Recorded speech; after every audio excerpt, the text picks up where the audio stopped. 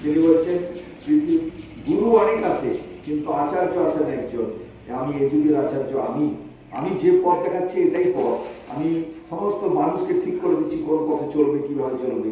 আমি যখন থাকবো না মানুষ তখন পাওয়ার জন্য চেষ্টা করবো তিল তিল করে। বলছেন আমার লোমকূপে লোমকে শিব দুর্গা কালী কৃষ্ণ বিরাজ করছে, আমার চরণে ফুলবেল কথা দাও, আমি তোমরা যা চাইবে আমি তাই দেবো।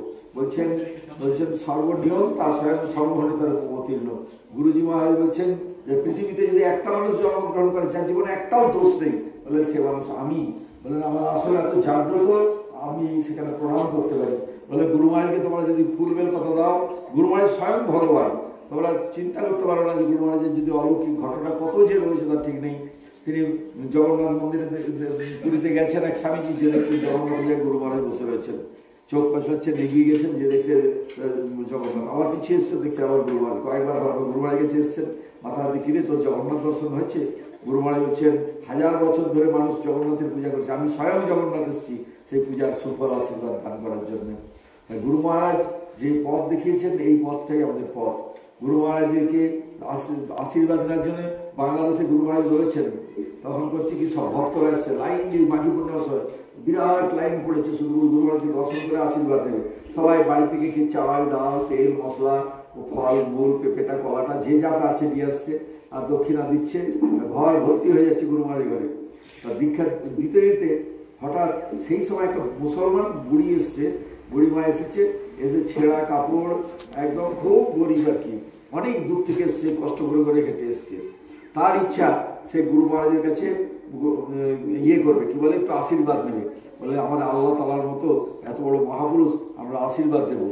তাই এসছে, এসে দেখছে এত মানুষ লাইন দিয়ে দিচ্ছে, সব বড় লোক আসছে, সবাই জিনিসপত্র দিচ্ছে।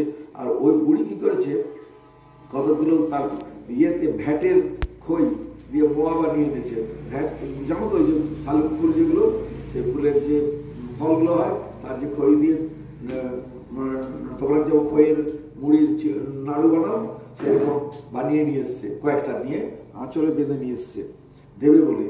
কিন্তু তার এত হয়েছে যে যাবে কি করে, তত বলছে আমাকে তো ঢুকতেই দিবে না, আমি তো একে মুসলমান, তারপর হচ্ছে বুড়া মানুষ, তারপরে এরকম গরিব। সে একটা তেঁতুল গাছের তলায় দূরে বসে বসে কাঁদছে, বসে বসে।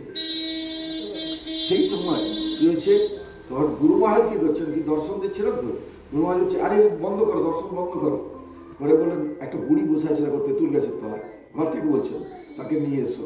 স্বামীজিরা নিয়ে এলেন, নিয়ে আসার পর সেই বুড়ি কী করলো, গুরু মহারাজকে প্রণাম করেছে। এখন দেখছি এত জিনিস কী করে দেওয়ার নেই। যখন চলে যাচ্ছে তখন গুরু মহারাজ করে তার আঁচলটা টেনে ধরছে, বলছে তুই আমার জন্য কী এনেছিলি দিদি না? গুরু মহারাজ সেটাকে নিয়ে খেলেন, কে বললেন এই জিনিসটা আমি কতদিন খাইনি। আর দেখো গুরু মহারাজ অন্তর্জামী, তিনি সমস্ত কিছু জানতে পারেন। গুরু মহারাজকে সেইভাবে আমরা যদি ডাকতে পারো, সেইভাবে যদি তাকে কৃপা চাও, এগুলো তিনি সব সময় রয়েছেন। গুরু মহারাজ মারা গেছেন, একজন দেহ রক্ষা করেছেন, একজন বুড়িমা প্রতিদিন গুরু মহারাজের কাছে আসতো। গুরু মহারাজ স্বয়ং ভগবান, তিনি জানতেন। গঙ্গায় ডুবে মরবে বলে এক গলা জল নেমেছে কলকাতাতে বাবুঘাটে। এই সময় দেখছে যে এক গলা জল যখন চলে গেছে গঙ্গাতে, হঠাৎ দেখছি গুরু মহারাজ সামনে দাঁড়িয়েছে, বলছে তুই মরতে যাচ্ছিস, আমি তো সবসময় তোদের কাছে আছি। তারপর উঠে এসে কলকাতা স্বামীজিদেরকে বলছে গুরু মহারাজ স্বয়ং দেখা দিলেন। বেদানন্দ স্বামীজি জীবনী লিখলেন, যুগাচার্যের জীবনচরী বইটা আছে কিনা জানি না, তাতে শেষ পাতাতে লিখছেন ক্ষমা প্রার্থনা। রাত্রিবেলা গুরু মহারাজ জীবনী লিখেছেন, পরের দিন প্রেসে পাঠাবেন, সব ছাপানো হচ্ছে। রাত্রিবেলায় কী করেছে, গুরু মহারাজ বেদানন্দ স্বামী শুয়ে রয়েছেন, গুরু মহারাজ এসে হাজির হয়েছেন। গুরু মহারাজ তার আগে 2-3 বছর আগে দেহ রক্ষা করছে, এসে দাঁড়িয়ে বলছে তুই লিখেছিস। বেদানন্দ স্বামী ঘুম থেকে উঠে তাড়াতাড়ি প্রণাম করছে, বলে কী হয়েছে বাবা? বলে তুই লিখেছিস আমি মরে গেছি, আমি সর্বদাই সঙ্গের মধ্যে বিরাজ করছি। বললেন এই ভারত সেবাশ্রম সংঘ নেতা সংঘ শক্তি 1-3-1। বললেন বুদ্ধদেব, শঙ্করাচার্য, চৈতন্য মহাপ্রভু, এই সমন্বিত শক্তি আমার শক্তি। বুদ্ধদেব বলেছিলেন তার সঙ্গ থাকবে 2000 বছর, আমার সঙ্গ থাকবে 4000 বছর।